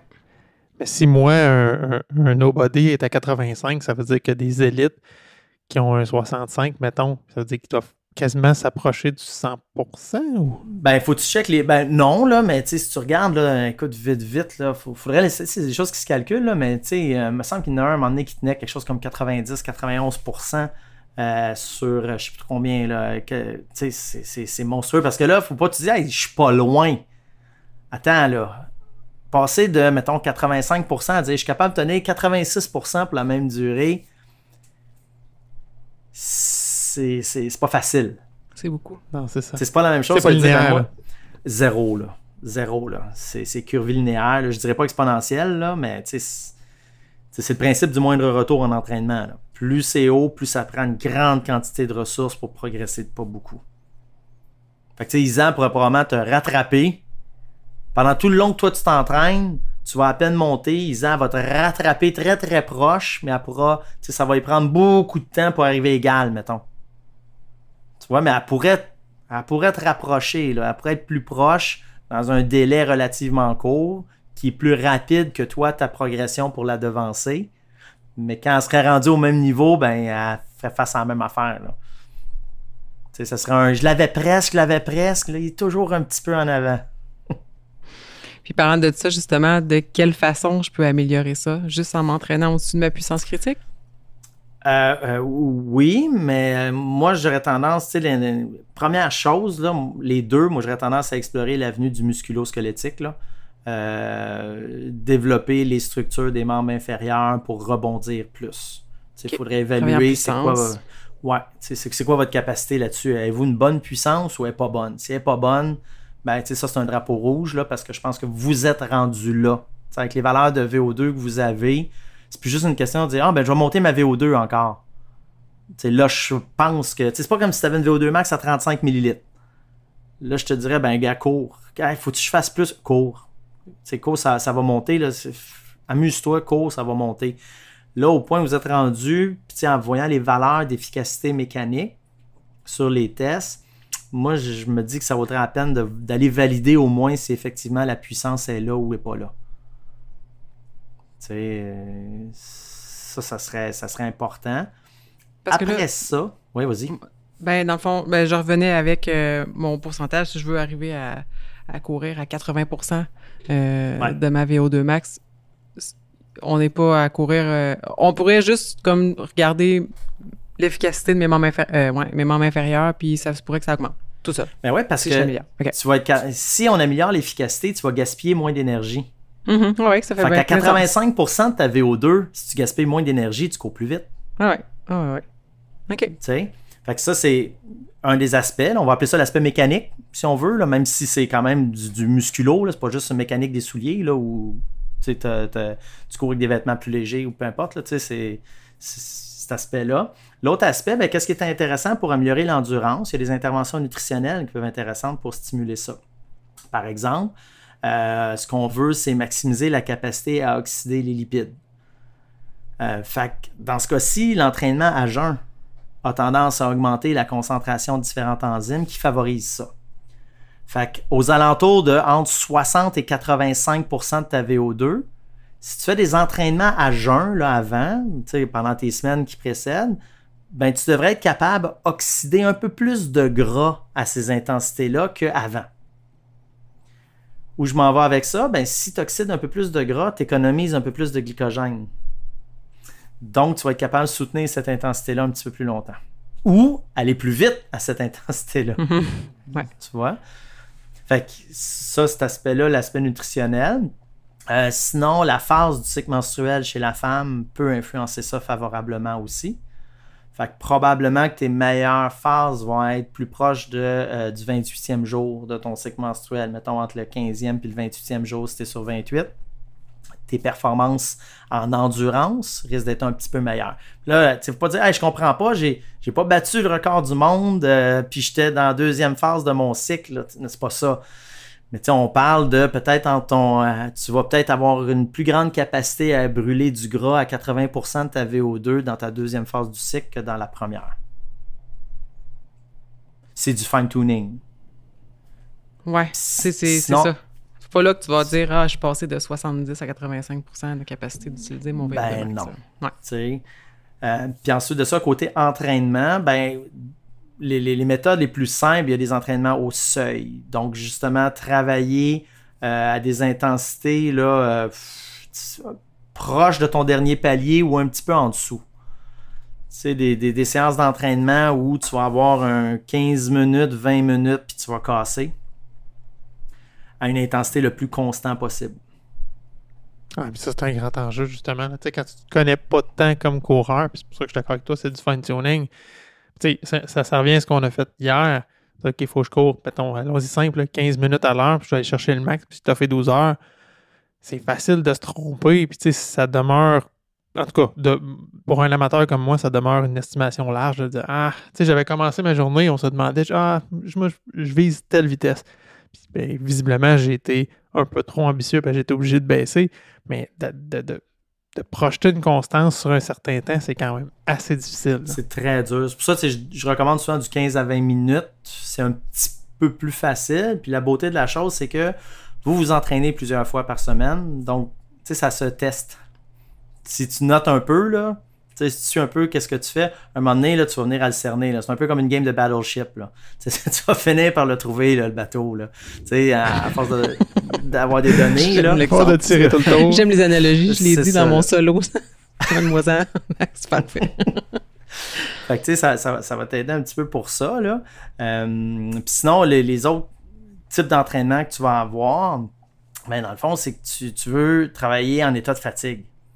Fait que tu peux faire, exemple, un entraînement, un 6 minutes all-out. Tu sais, que tu dis, puis approx 6 minutes. Là. Tu dis, ben, j'ai fait un 5 minutes, je casse, tu sais, je suis plus capable, parfait. Là, tu t'en vas steady pace, 60%, tu vas me faire un 20-30 minutes. Ça aussi, pour de l'endurance, c'est très intéressant. Pour de la résilience aussi, parce que c'est une composante de l'endurance aérobie, la résilience. Là. Psychologiquement, là, comment tu es capable de toffer, ça influence aussi ta capacité à le toffer. Fait que ça aussi, c'est des choses là, qui peuvent être intéressantes à faire. Puis après ça, dans le plus spécifique, il y a du travail en ischémie. Ça veut dire, il y en a qui vont travailler avec des brassards de restriction. Un peu comme pour prendre la pression artérielle, mais il s'en fait sur les cuisses. On va volontairement limiter l'afflux sanguin dans la cuisse pour créer un état appauvri en oxygène.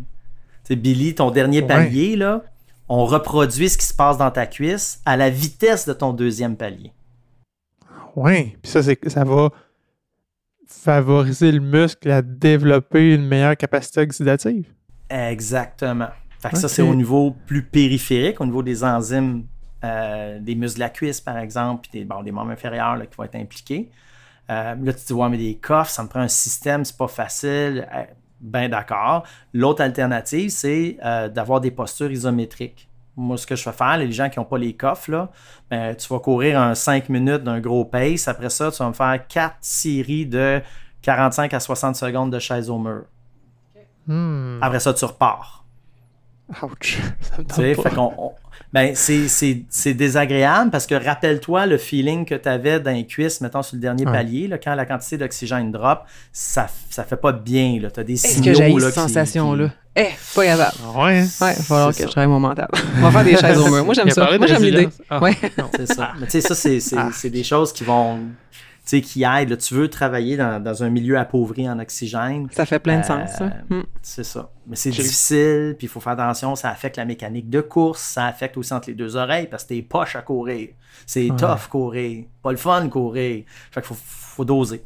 D'où la résilience, mais mentale. Mais j'ai le goût de t'amener sur... on t'en a parlé dans l'autre épisode que les gens pensaient que tu avais ton masque pour mesurer justement ton in-out oxygène dans une course que tu as faite pour le faire à ta puissance critique juste sur la limite. Puis les gens pensaient que tu avais un masque de restriction pour travailler d'oxygène pour travailler en hypoxie. Donc, limiter l'apport en oxygène. Est-ce que ça, travailler avec un masque comme ça, un ça fait-tu du sens ou c'est un buzz de l'Internet? Puis 2, est-ce que ça amène un peu la même chose que ce que tu dis en faisant une restriction locale au niveau du squat? Le raisonnement est super bon. Tu dis, je vais mettre quelque chose d'en face. Comme ça, il y a moins d'oxygène qui va rentrer. Fait que je vais être appauvri. Ça fait du sens. Sauf qu'il faut que tu regardes, c'est là que des cours en physiologie de l'exercice, c'est super pratique. Parce que le facteur limitant au niveau de la quantité d'oxygène disponible, c'est pas l'oxygène qu'il y a dans les poumons. OK, à altitude là, normale, il y a assez de pression, tout est, tu sais. Donc, la quantité d'oxygène qu'il y a dans les poumons, c'est pas son facteur limitant. Ce qui va être ton facteur limitant, ça va être dans la majorité des cas, là, on s'entend? Ça va être la quantité d'oxygène que tu es capable de transporter dans le sang, puis la quantité d'oxygène que tu es capable d'extraire du sang au muscle. Puis après ça, la quantité d'oxygène que le muscle est capable d'utiliser. C'est quelque part là que ça se situe. Fait que si moi je coupe la quantité d'oxygène, on s'entend, je ne la couperai pas tant que ça, là. Il y a de l'air qui rentre. Il faudrait que je m'assure qu'il n'y ait pas assez d'oxygène dans les poumons. Mais quand tu inspires, t'expires, les poumons, ils se remplissent, là. C'est ça, tu ça pas sera limité, pas là. ça. Non. Fait que pour développer ça, améliorer les enzymes, moi, j'ai pas vu d'études qui démontraient que tu avais une amélioration à ce niveau-là. Par contre, ça ne veut pas dire que c'est inutile. Il y a une amélioration notable au niveau de la résilience. Ça, c'est notable. Ça peut être payant. Mais tu auras peu ou pas, en tout cas, selon la littérature, puis moi, l'expérience que j'ai pu en faire de ces appareils-là, tu n'auras fort probablement pas d'adaptation physiologique à ça, sauf certains qui vont améliorer ta capacité expiratoire forcée. Donc, d'expirer une grande quantité d'air de façon volontaire. Donc, c'est un test pour l'asthme. Ça peut t'aider à scorer plus haut sur ce test-là. Mais à la course, c'est pas un problème, la quantité d'air que tu fais sortir. Tu n'as pas besoin de forcer tant que ça. Pas mal, tout le monde est assez bon. Ça me fait penser aux pompes là, pour l'asthme, justement, pour créer une dilatation des bronches. Est-ce que ça joue, ça, sur l'efficacité? C'est exactement ça. Quand je disais, c'est presque tout le monde là, qui n'a pas de limitation. Quand tu vas faire de l'emphysème, quand tu vas avoir des bronches, quand tu vas avoir des obstructions, des infections dans les voies respiratoires, ça diminue la surface avec laquelle on peut avoir un échange entre l'air et le sang. Ça, si on diminue cette surface-là, effectivement, il n'y a peut-être pas assez d'oxygène qui va pouvoir passer. Fait que quelqu'un qui n'a pas d'enjeu à ce niveau-là, puis va prendre ces pompes-là, est-ce qu'il, dans le fond, il va être plus efficace à utiliser l'oxygène? Ça va permettre à une plus grande quantité d'oxygène de passer, mais c'est pas tant que ça. Il y a un effet stimulant aussi de certains de ces produits-là. L'effet stimulant, définitivement, va être avantageux. L'effet sur la quantité d'oxygène qui passe, je le sais pas. Je ne sais pas si ça va jouer tant que ça. Parce que c'est le facteur limitant chez un individu asymptomatique, c'est pas la quantité d'air qu'il y a dans les poumons qui s'en va vers le sang. Je reviens, tantôt, tu as parlé qu'il faudrait regarder l'aspect mécanique, l'aspect musculo-squelettique, notre puissance au niveau des membres inférieurs. Comment on fait pour évaluer ça? Est-ce qu'on va te voir? Y a-t-il des tests spécifiques? Écoute, je pourrais dire bien sûr. Ben oui, tu peux le dire. Moi, je veux que tu le dises. Là. On va y aller. Ben, écoute, les gens peuvent m'écrire puis on peut s'en jaser, mais moi, j'aime bien donner des petits tests aussi qui peuvent se faire, donner une idée. Surtout que c'est un test qui n'est pas si dangereux que ça. Là. Tu peux le faire. T'sais, si tu cours puis tu fais du sport, c'est un test que tu peux faire. Là. C'est de prendre à peu près... tu fais un saut vertical. Fait que tu t'échauffes, un petit jogging, tu fais quelques petits sauts sur place. Puis après ça, tu dis, OK, moi j'ai une place parce que je peux sauter puis mettre un collant puis mesurer c'est quoi la hauteur que je saute. Fait qu'en gros, là, si tu as un mur qui est haut, ben tu te mets debout à côté du mur, tu mets le bras dans les airs, tu mets un petit collant là. Ça, c'est le plus haut que tu vas toucher quand tu touches le sol.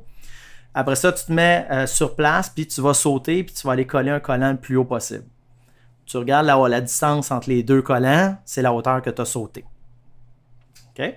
Après ça, ben, tu vas refaire la même chose, mais tu te mets sur un petit step, à peu près 10 cm, 15 cm de haut, pas bien haut. Tu vas te laisser tomber. Tu ne sautes pas en bas, tu te laisses tomber. Puis dès que tu touches le sol, tu vas sauter le plus haut possible, puis tu vas mettre ton petit collant. Tu vas regarder si ton petit collant il est plus haut que ton saut que tu avais fait à partir du sol.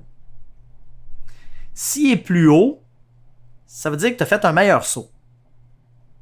Alors, pourquoi tu as fait un meilleur saut? Ça se peut que toi, tu aies accumulé de l'énergie de la gravité parce que tu tombais, puis tu l'as bien redistribué. Ça se peut aussi que ton système nerveux a bien répondu à ça, puis qu'il a potentialisé ta contraction musculaire, puis tu as sauté plus haut. Dans les deux cas, tu fais une bonne job en puissance. Si ton petit collant il est plus bas, ça veut dire que cette petite hauteur-là, c'est trop pour toi. Tu n'es pas capable de gérer ça, puis faire un meilleur saut. C'est pas parfait. Comme test, on s'entend, là, mais ça peut te donner une idée.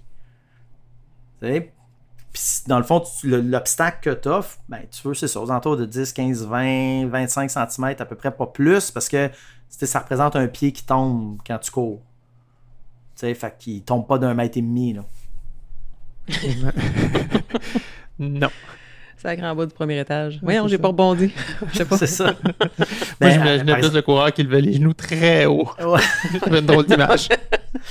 Ouais, mais tu sais, les athlètes de puissance, on va faire des tests avec des blocs de plus en plus hauts, puis on regarde justement jusqu'à quand est-ce qu'ils écrasent, quand est-ce qu'ils montent plus. Puis selon la hauteur que c'est pour la discipline qu'ils ont à faire, ben c'est là qu'on dit, OK, ben il manque de force, il manque de ci, il manque de ça. Voici ce qu'on va travailler pour essayer d'améliorer ça. Je sais pas si tu as écouté, mais il en a fait un épisode au complet sur l'entraînement en puissance. C'est vraiment intéressant. Puis il parle des deux aspects, justement, de la puissance, qui est la vitesse puis la force. C'est ça, hein? Oui. Pas mal. Puis que dans le fond, pour une personne qui a de la difficulté avec sa puissance, ça peut être soit sa vitesse d'exécution ou bien sa force. Mais tu ne travailleras pas la même chose. Puis c'est quand même à évaluer. C'est tellement intéressant pour vrai. Tu iras l'écouter. Vous irez l'écouter, l'épisode de Dr. Kin. Selon la tâche que tu as à faire, tu vas avoir besoin, en course à pied, c'est ton poids que tu as à gérer. En trail, s'il y a de la grosse descente, c'est ton poids qui va être accéléré. Fait que tu as peut-être un petit peu plus de composante force dans ta puissance, mettons, sur de la trail que sur de la course de route. Sur de la course de route, tu n'as pas besoin de squatter 3 fois et demi ton poids là, pour dire que j'ai assez de force pour après ça convertir ça en puissance. T'sais. Mais tu sais, quelqu'un qui dit moi je squatte même pas mon poids, moi je pense qu'en course à pied, il risque d'avoir un problème au niveau de la force dans la partie de la puissance là, pour le rebound. Parce que c'est quand même violent. Là. Tu sais, quand tu cours, là, ça, c'est un gros impact. Il y en a des newtons. Là. C'est intéressant, hein? Mais, j'adore. Puis sinon, là, si tu parles de plug, là, il y en a des tests avec des systèmes que j'ai qui sont sur des systèmes iso-inertiels. Donc, c'est un système où est-ce que vraiment tu accélères une roue, tu es attaché après un harnais, tu accélères une roue, puis l'énergie que tu donnes à la roue va faire que tu ralentisses quand la roue va faire son tour. Fait que ça, selon la capacité, on fait, mettons, un test de 3 répétitions max, puis on regarde la puissance que tu es capable de générer par rapport à ton poids, puis on peut avoir une idée, justement, si ta puissance est correcte. Tu sais, ça nous donne une idée qui est un petit peu plus facile que ou plus précis, si on veut, que le saut vertical puis le saut surélevé. Je reviens avec nos tests, nos résultats. Tu nous suggères de regarder quoi? C'est quoi qu'on pourrait... C'est quoi qu'on travaille avec ça? Qu'est-ce que je fais avec ces résultats-là? Moi, je vous dirais combien vous squattez en muscu. Hein? Combien vous squattez en muscu? C'est ça. J'avais très bien entendu la question. On a eu de l'information, finalement, pour nous regarder, nous montrer où regarder, quoi travailler, mais avec ce qu'on a là, ça sert à rien d'aller jouer tant là-dedans que ça. On a d'autres choses à regarder avant ça. Moi, je pense que le métabolique, peut-être, Isa, toi, un peu plus, parce que pour l'endurance, qui est vraiment, il y a une composante métabolique, mais sinon, moi, j'irais avec du musculo-squelettique.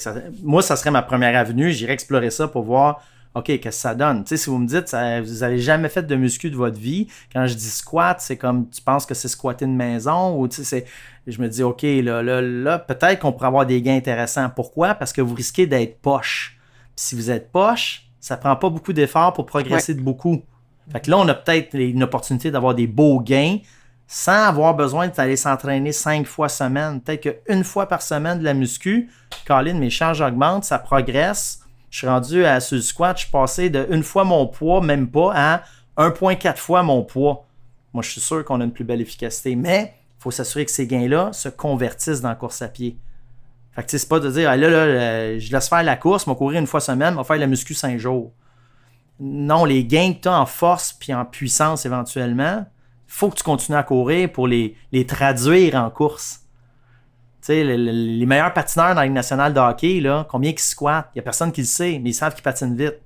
Au final, c'est pas combien tu squattes qui est important, c'est la glace, comment ça se traduit. Ouais. Fait que comment ils font ça? Ben, ils continuent à jouer au hockey pendant qu'ils font de la musculation.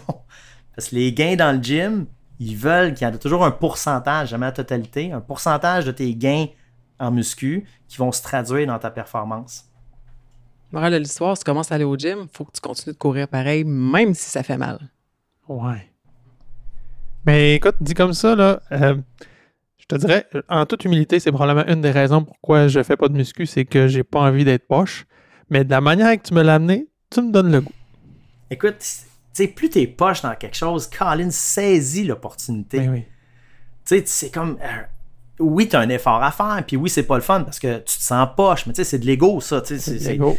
Ça me met mal à l'aise, c'est un environnement... Tu sais, puis moi, j'ai beaucoup de coureurs, mettons, qui vont arriver, qui vont dire « Ouais, moi, j'aime pas ça au gym. » OK, mais tu sais, je te demande pas de te faire des amis, là. Je te demande d'avoir une place où tu vas avoir une barre, des poids, puis squatter. Tu sais, c'est pas ton souper du samedi soir que j'aimerais ça avoir une belle ambiance, que ça soit le fun.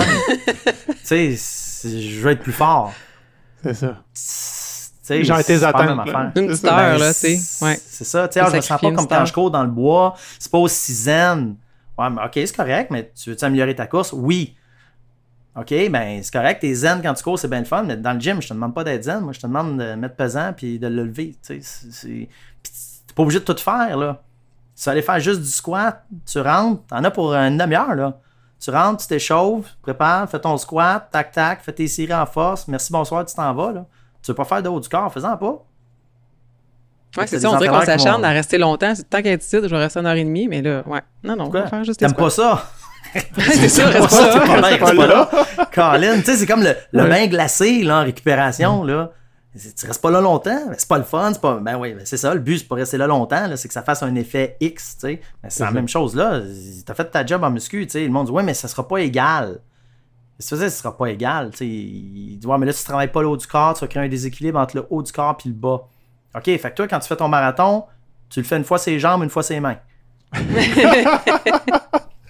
Mais non, mais c'est ça. Ben, sinon, tu vas créer des déséquilibres. T'sais, dans la vie, on est déséquilibré. Là, on n'est pas fait pour être symétrique. C'est pour ça qu'il y a des gauchers et des droitiers. Si on était fait pour être symétrique, on serait tous en bidex.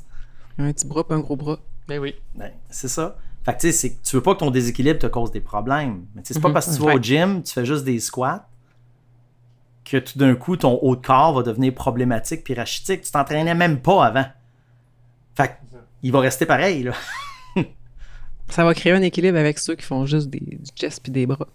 Ouais, c'est ça. C'est un équilibre global qu'on va retrouver. Les gens de gym, c'est toujours « Ah non, pas une journée de jambes. » Moi, une journée de jambes, c'est d'aller courir. C'est bon, ça. Ouais. J'aime ça, les journées de jambes. Ouais. C'est du chest-bras que c'est plus difficile. Mais t'en as pas besoin. Tu sais, je veux dire, pour ta course, on s'en fout, là.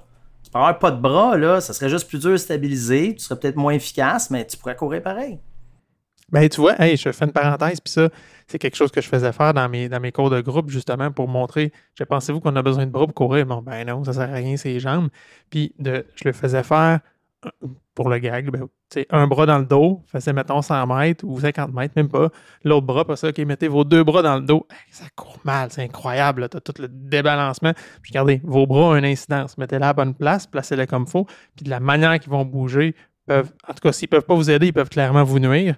Fait que, ça amenait toute cette notion-là que vos bras, il y a quelque chose à faire. Clairement, c'est pas ça le principal. Là. Ça va se passer au niveau des jambes, mais il y a un petit quelque chose là quand même. Il y a définitivement l'ouverture au coude pour vraiment compenser par rapport à ta rotation là, à chaque pas là, pour empêcher ça. Puis pour ton efficacité, c'est super important. Mais pour avoir cet angle-là, quand tu cours, tu n'as pas besoin de bencher 2 plates. Non, c'est ça. C'est pas mal, tout le monde est correct. Tu as la force, tu as les capacités. Après ça, il reste à avoir le bon angle pour toi, les forces de torsion. Là. Ça peut être un casse-tête, mais tout le monde est capable de le faire. Là, versus les jambes, ben, moi, j'ai beaucoup de coureurs que tu regardes combien ils squattent. C'est inquiétant. Là. J'ai des gens qui commencent à s'entraîner en musculation, qui ne sont jamais entraînés, qui squattent plus pesant qu'un athlète, mettons, de niveau national en course à pied.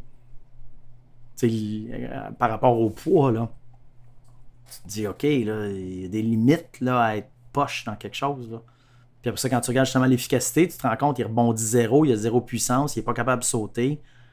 Tu te dis, lui, c'est une machine à énergie, là, c'est ce qu'il fait, mais c'est pas une machine à courir. Il court avec les 4 pneus à plat, là. Mais il y a un Christine moteur. Non, c'est ça, parce qu'il la génère, cette énergie-là, tu sais. Oui, ça fait peur, là. C'est monstrueux. Puis je suis là, Colin, pourquoi tu gonfles pas tes pneus? Ça coûte moins cher que remplacer ton moteur ou changer la carrosserie pour que ça soit plus aérodynamique. Là. Et gonfle tes pneus. C'est là que ça se passe. Ouais. Sinon, tes squats, est-ce que tu es fait avec une barre libre? Tu vas dans une machine... Le plus simple possible. T'as pas besoin d'être super spécifique, là, surtout si t'es poche. Ouais. C'est comme, va squatter. Instable? Mettons, on start-tu Billy dans l'instabilité, on y va dans une machine Smith. Même puis... pas. Même pas, OK. Moi, je le partirais en squat, poids libre, sur une barre, tranquille, apprends le mouvement. Là. Mettons, t'en as jamais fait de ta vie, tu sais pas c'est quoi, ben je vais te dire, gars, es-tu capable de t'asseoir sur le bol de toilette avec une barre olympique sur ses épaules? Ça serait la première étape. Okay. Tu es capable de faire ça, ben parfait, on peut augmenter le challenge, mettre un petit peu plus de poids. Puis le but, c'est d'avoir du poids. L'instabilité, on n'en a pas réellement besoin, parce que qu'est-ce qu'elle va faire, l'instabilité? Elle va diminuer la charge que tu mets. Ouais, j'ai dit instabilité, mais je voulais juste dire une barre libre ou bien dans la machine Smith qui guide ton mouvement. C'est ça pourrait être du leg press. Ça pourrait être du leg press. Développer, ça pourrait être... Moins t'es bon, moins c'est important. Puis j'aurais tendance à garder ça simple, surtout parce que les gens aiment pas ça. Il y a comme ben des coureurs qui haïssent ça, fait que garde ça au plus simple, fais juste du squat puis that's it, là, on garde ça comme ça. Puis en plus spécifique, il y en a qui disent on va faire des fentes, des lunges, c'est plus spécifique. Pas sûr. Je suis pas sûr. Le travail unilatéral, là, juste peut-être. Mais commence donc par squatter puis être plus fort. Mais tu vois, c'est pour une raison que je peux pas t'expliquer, là, mais t'as dit leg press. Oh, ça me tente plus. Écoute, c'est le même mouvement en termes au niveau du genou de la hanche à peu près. Là, écoute, moi, ça ferait un job. Tu ne veux pas squatter, regarde, on va faire du leg press. Là. La difficulté avec le leg press, c'est que selon les modèles, selon l'angle de la presse, on n'a pas de données. Sur le squat, si tu fais une fois et demie ton poids sur le squat, là, good job, là, c'est fini, passe à autre chose. Tu en as assez de force pour ta course à pied. Là. Sur le leg press, elle ne sait pas c'est quel modèle, c'est quoi, il y a quoi l'angle, c'est plus difficile. Fait que ce serait ça le gros inconvénient, je dirais. Fait que là, si tu lèves une fois et demie ton poids, travaille sur d'autres choses, travaille plus, mettons en squat, sauter, travailler en vitesse? Ben c'est ça, ça va être de travailler à convertir cette force-là en puissance. Fait que là, de voir à travailler initialement en puissance, donc sauter sur quelque chose de plus en plus haut, ça va travailler la puissance. Puis après ça, de la pliométrie peut être intéressant, te laisser tomber en bas de quelque chose puis rebondir. Avec un box, par exemple, je saute et je descends. Mais si tu n'as pas la force, si tu n'as pas la puissance, va pas faire de la plio. Tu vas perdre ton temps. OK. Puis après ça, t'es-tu rendu à faire de l'endurance plio ou... Pas besoin. OK. Ça, tu vas la chercher parce que tu cours. OK. Tu vas avoir plus de spring. Puis tu peux, après ça, adapter ta technique. Tu sais, quelqu'un qui a plus de puissance, qui est plus économe, courir plus sur la pointe du pied, ça se fait pas mal plus. Ça devient plus économique, dans le fond, courir sur le talon. Quelqu'un qui n'a pas la force, qui n'a pas la puissance, courir sur le talon, c'est peut-être une meilleure affaire. Parce qu'il va avoir plus de spring à cause qu'il atterrit sur le talon que sur le 2/3 avant. Ou même plus sur la pointe. Fait que tu sais, ça joue. Quelqu'un qui n'a pas de force, il fait courir sur le devant du pied. Puis quelqu'un qui, s'il n'a pas de force, il y aura peu de chances qu'il y ait de la puissance. Ça va coûter cher. Il va écraser à chaque fois. Ça va être raide dans les cuisses. Là. Ça va être pénible. Le mollet, versus courir sur le talon, ben c'est plus enligné, c'est plus la structure, ça va prendre un impact potentiellement un peu plus grand. Mais d'après moi, il va fatiguer moins. Peut-être que naturellement, c'est ça qui fait qu'il y a des gens qui sont portés à courir, à atterrir plus sur le talon puis d'autres sur la pointe des pieds. Que naturellement, tu le sens. Tu cours au plus facile. Naturellement, tu vas adopter ce qui est le plus économique pour toi. Dans la majorité des cas, là. Si tu vois quelqu'un court, Ça va être la meilleure façon pour lui, comment il est capable de faire. S'il s'entraîne, tu peux peut-être l'amener à développer autre chose qui devienne meilleur. Mais à ce moment-là, ce qu'il spontanément choisit de faire, c'est ce que lui, il considère qui est le meilleur pour lui, là. D'autres éléments que tu voulais nous amener? Ou... Moi, j'ai l'impression qu'on a fait tout un tour, là. Ouais, moi, la plus grosse affaire, c'était vraiment ça, là, le muscu puissance, que je me dis, moi, je pense que ça pourrait être vraiment intéressant d'aller développer ça, parce que moi, je pense qu'on pourrait améliorer ça. Après ça, ben, tu sais, c'est ça, c'est de prendre confiance dans sa capacité à soutenir les vitesses. Tu sais, plus 6 ans, de dire, Colin, t'es capable, là. T'sais, parce que c'est la même chose qu'en muscu. T'sais, on va avoir des gens qui vont se bloquer en force parce qu'ils trouvent ça pesant. Tu as du monde qui vont bloquer en force parce que c'est trop pesant. Puis c'est une perception de la tâche. C'est pas farfelu, c'est pas une question de volonté ou ça n'a rien à voir. C'est vraiment une question de perception de ça. Fait que de dire, ben ça, cette vitesse-là, c'est pas si vite que ça pour moi. T'sais, ça, je pense qu'aussi, là, ça peut être... ça, tu peux travailler justement là, des intervalles à très haute intensité, là, juste pour apprivoiser là, du 16, 17 km/h, 18 km/h. Tu peux trouver des tapis qui vont à ces vitesses-là. Juste apprivoiser, pas besoin de le faire longtemps. Juste le faire pour dire « Hey, je suis dessus. » J'ai été vraiment étonnée du résultat de mon test. Quand vous disiez vos vitesses, auxquelles je courais, ça me faisait un petit peu peur, puis je trouvais que vous surestimiez, mais c'est moi qui me sous-estimais probablement. Puis, clairement, j'aime pas, je l'ai dit, là, j'aime pas ça, moi, les sensations, là, quand ça se met à brûler, là, puis comme si c'était un signe de danger, là. C'était warning, ça va pas bien, tu sais, mais il faudrait que je change le message que ça m'envoie, en fait, puis que je tolère un petit peu plus l'inconfort. Fait que juste ça va t'amener aussi à être capable d'être bien à un plus haut pourcentage de VO2 max. Puis tu sais, je vais te donner un exemple. Là, mettons, en musculation, on arrivait, là, pendant mon projet de doctorat, on faisait des tests de force. C'est des femmes obèses post-ménopausées qui n'avaient jamais fait de musculation. On arrivait sur un leg press, on disait, on va faire notre échauffement, on va vous mettre 100 livres. Ah non, je ne serais jamais capable. 100 livres, c'est bien trop pesant. Non, mais sur le leg press, c'est pas 100 livres direct, là, c'est ça glisse, c'est pas... Ah non, je ne serais jamais capable. Il embarquait, poussait, je suis pas capable, je te l'avais dit. Fait que là, on disait, OK, ben on va diminuer beaucoup la charge. Fait que là, t'es comme shit, ils l'ont vu. Fait que ce qu'on faisait, c'est qu'on utilisait les kilos. On disait, regardez, là, tu sais, mettons, il est à 70, il est à 80, okay. Là, tu sais, je l'ai baissé, je l'ai mis à, tu sais, je me souviens, il y en a une qui avait fait, on l'avait mis à 90 kilos au lieu de 100 livres. Ah oui, super! Elle l'a fait. Elle a dit, c'est dur, là, mais c'est faisable. Je dis, inquiétez-vous pas, on vous mettra pas 100. Tu sais, le psychologique, puis c'est pas comme je veux pas forcer, j'ai pas. C'est pas ça, là. C'est vraiment, tu dis, ça, moi, je suis pas capable. C'est ta perception, tu sais. Tu y crois, là. C'est vrai. Oui. Puis tous les signaux qui sont envoyés, puis tout, tu fais, regarde, c'est ça, ça marche pas, mais. Exactement. Il faut juste apprivoiser ça, c'est tout. Mais ça a changé quelque chose. D'avoir fait le test, d'avoir eu le résultat, j'ai été beaucoup plus confiante au défi de la tortue, puis j'ai demandé à Billy, hey, je cours à quelle vitesse? Puis tu sais, tu m'as challengé un petit peu plus haut, mettons, que tu m'avais dit cours à part à 5 minutes du kilomètre, puis là, j'ai fait, j'ai cassé rapidement à 5 minutes du kilomètre, mais j'ai couru plus vite que toutes mes vitesses que je cours en endurance, là, puis pendant 12 heures. Fait que, tu sais, j'ai fait beaucoup plus, ça m'a créé beaucoup de confiance, le fait de voir ce chiffre-là, tu sais. Ben, tu sais, c'est un exemple que ça a joué sur ta perception. Oui. Définitivement. Ça n'a pas joué sur ton physique, là. T'as pas de meilleur VO2 parce qu'on a fait un test 5-1-5. Non, mais non, c'est pas apparu, là. C'était là. Il n'y a rien qui a changé, là. C'est juste toi, ta perception, puis ça joue. Il y en a qui disent, c'est un effet placebo. On s'en sac. Ça marche. C'est rien que ça. Colin, ça coûte pas cher, là. Moi, je vais en vendre du placebo, là. Ça marche. On va t'envoyer du monde, Max. C'est ça.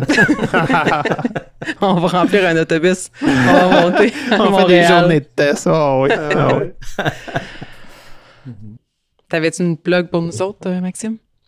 Hey, moi, je suis l'homme de peu de plugs. Je vais plugger à ta place d'abord parce que tes épisodes de podcast sont super intéressants. J'en ai une couple d'écouter, puis allez écouter les épisodes de Dr. Kin. Ben, c'est bien gentil, merci bien. Sur ce, qu'est-ce qu'on dit à nos auditeurs? Hey, là, tu me pognes, c'est aller courir ou non? Bonne course. Bonne course, c'est ça. J'étais pas loin. Merci, Maxime. Bonne course. Allez, fait plaisir. Ici Coach Frank. Avant de vous quitter, si vous avez aimé cet épisode, une bonne façon de nous aider, c'est de partager cet épisode avec un ami. Bien sûr, vous inscrire au podcast, nous laisser un review 5 étoiles et un commentaire sur Apple Podcasts ou Spotify serait énormément apprécié. Hey guys, like and subscribe.